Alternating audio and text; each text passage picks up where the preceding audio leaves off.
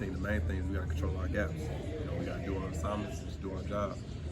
Like you said, they got 3 really good backs, not probably the best backs we've seen so far this year. Like I said, just control the gaps. How have you seen this team kind of bounce back from Georgia and kind of refocus this week? Can you ask that again for me? Yeah, have you seen this team kind of bounce back from Georgia, refocus, and come into a new week fresh?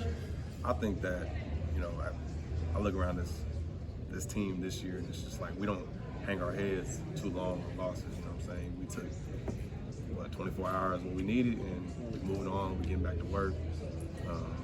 We had a good practice yesterday, good workout. I feel like everybody's focused and just ready to move on and hopefully go 1-0 this week.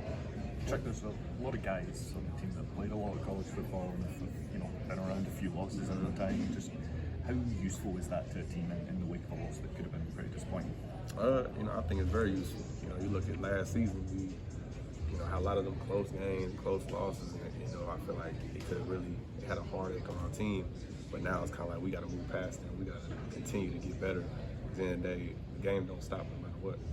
So what are some of the positives you can take away from that loss? I know y'all don't do moral victories, but what can you take going into next week? I think the positive is we got an opportunity next week to go 1-0. We get the opportunity to go compete and play. That's the blessing that we get. We get 12 games a year guaranteed, and I feel like that's just taking one game at a time. Chuck, how different is this Tennessee offense from maybe what you guys faced last year? I mean, Josh Heupel kind of has a reputation. He throws the ball all over the place, and now they're 3rd in the country running the ball. It's a little different. I don't want to lean on one or the other too much because, regardless, they can still throw the ball really well.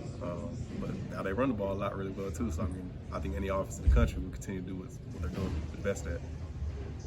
When you're looking at a quarterback who has the ability to move around a little bit like Milton does, how much extra stress does that put on a defense?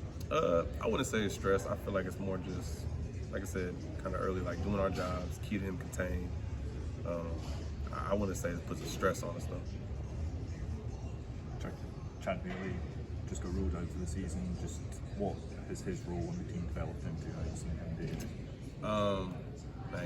Just that situation in general. I feel terrible for it because I know how injuries go, and I know I've been injured in my career. I was injured last season or last year, so it's hard, especially when he's a captain and he's a great football player, great linebacker, great role model for this team.